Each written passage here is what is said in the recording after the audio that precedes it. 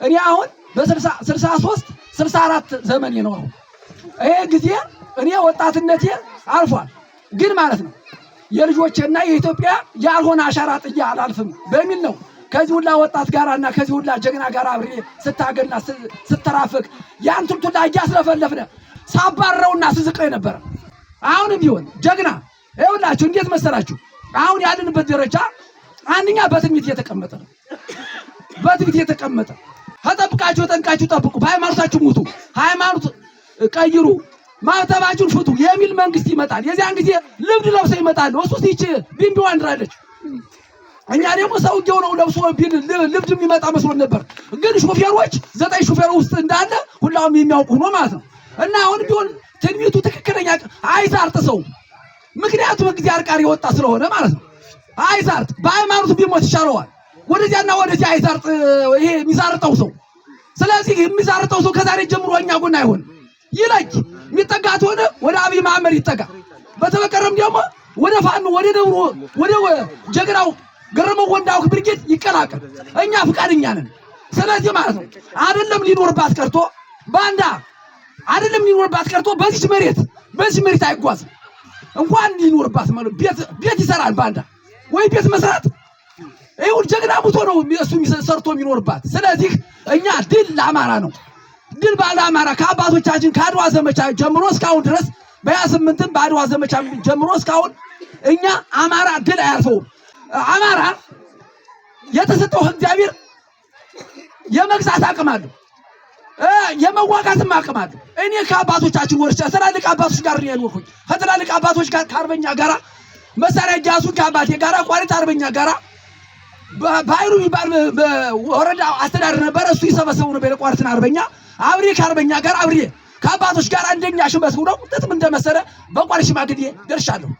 እና ጀግና ከአርበኛ ወረስ እኔ አሁን ምናልባት ድል ታገኘን አዲስ አበባ ስንገባ እንደ ፈረንጅ ውሻ እንዲያው አንድ ፎቅ ላይ አድርጎ አንድ አጣቢ ሰጡ ያስቀምጡኝ እንደሆነ እንጂ ወንበር ላይ ተቀምጬ ልገዛ አይደለም ሞራል ያስፈልገኝ።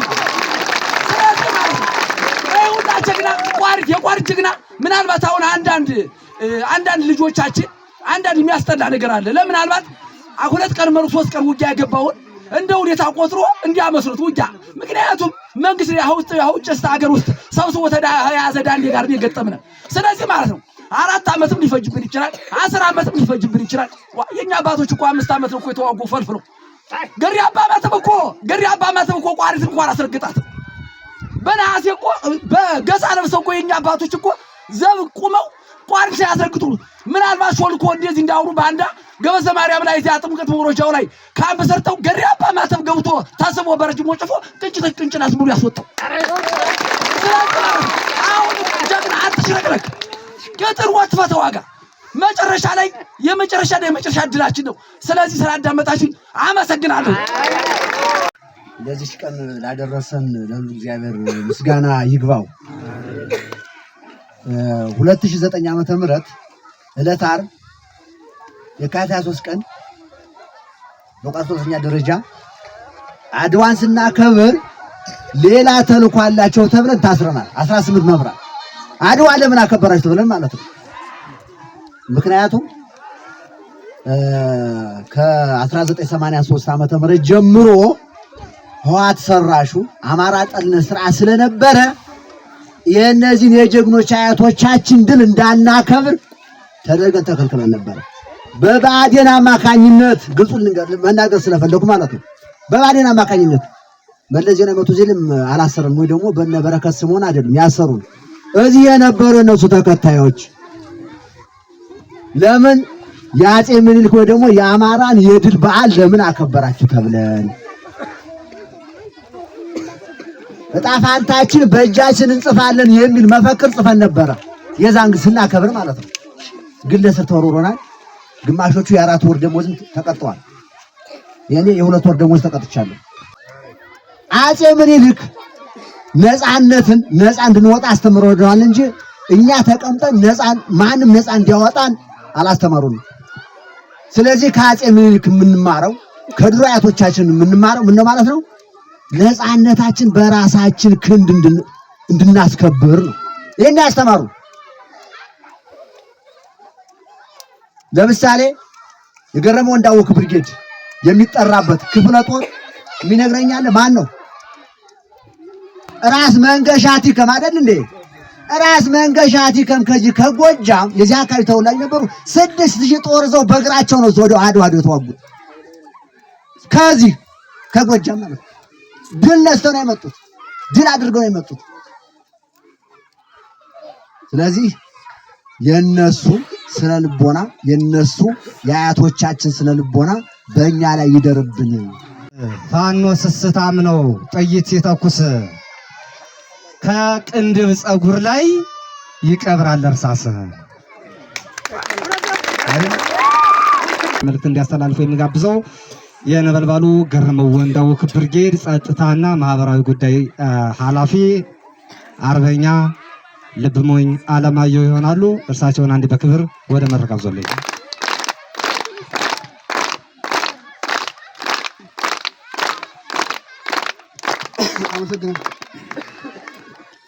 እንደምን ዋላችሁ?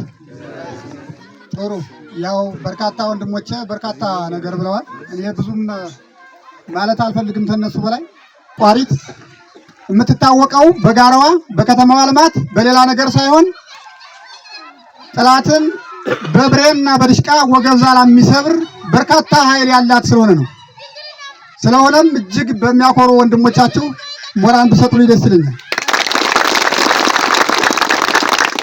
ይሄም ብዬ አሁንም ቢሆን ለወደፊት የቋሪት የፋኖ አደረጃጀት ለየት ባለ ሁኔታ የተደራጀ ነው።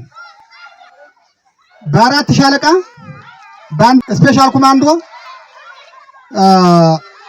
ኮማንድ ፖስት የወረዳውን አስተዳደር የሚመራ ኮማንድ ፖስት ወዘተ በሌሎችም አደረጃጀቶች ስማርት በሆነ ወታደር የተደራጀ ስለሆነ መሪዎችም እነ ሻለቃ የኔዓለምና ጓደኞቻቸው እጅግ ታጋይና ጀግኖች በመሆናቸው ድጋሚ አባቶቻችንን ድል እንጎነጠፋለን ምንም ሳንጠራጠር ማለት ነው።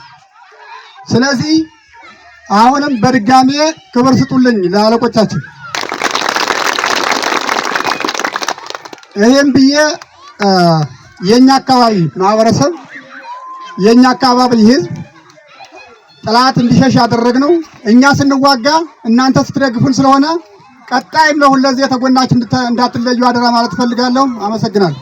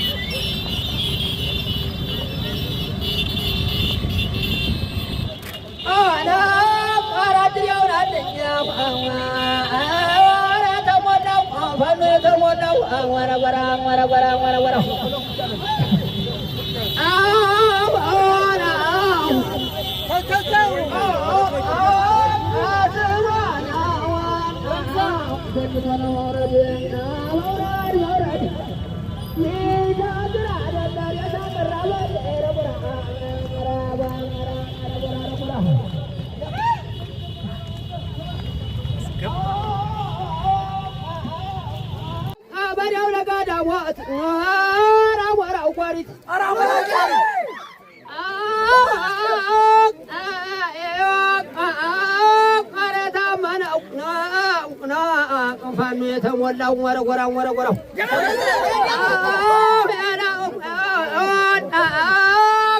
ሰው ልጆችን ሰው እየነኩ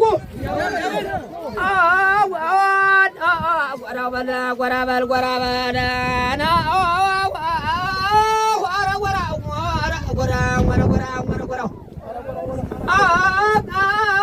አንድ ልማደኞች ሰውን እየነኩ የነኳቸው እንደብላሉ በአምላኩ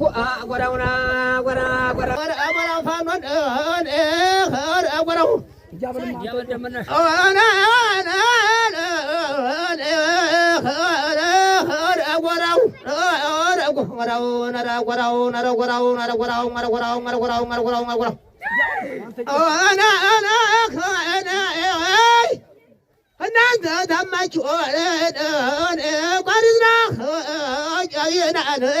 ዳሞዝና ጎራሁ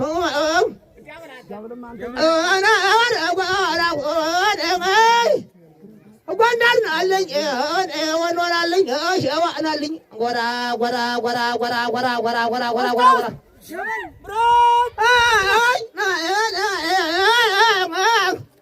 እናንተ ታማችሁ ረበሳ ፈሎን ረበሳ ጓሪትን ጎራው ጎራው እናንተ ሞታችሁ እናንተ ታስራችሁ እኛ ነጣ ወጣን እናንተ ታማችሁ እናንተ ሞታችሁ እናንተ ታስራችሁ እኛ ነጣ ወጣን በዘንድሮ ወራት ስንት ጎበዝ አጣን ጎራው ጎራው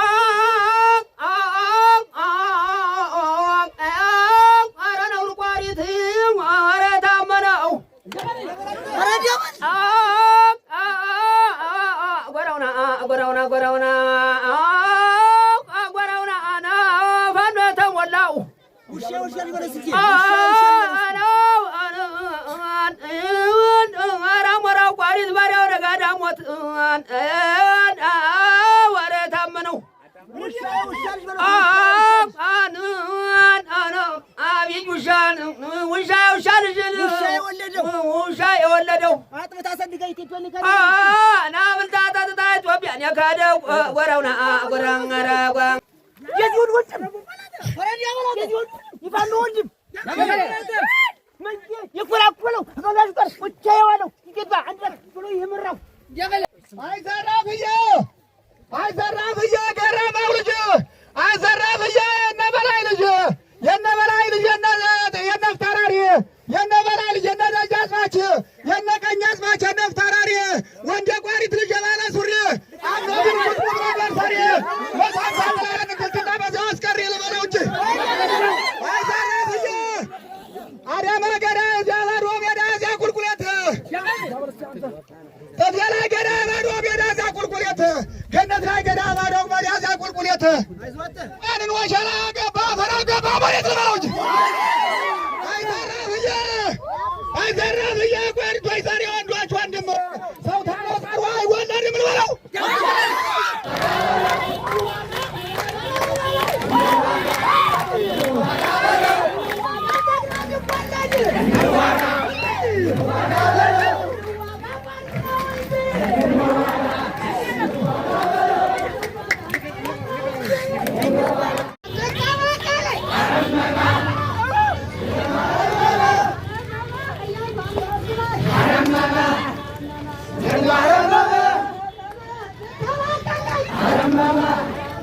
Yeah.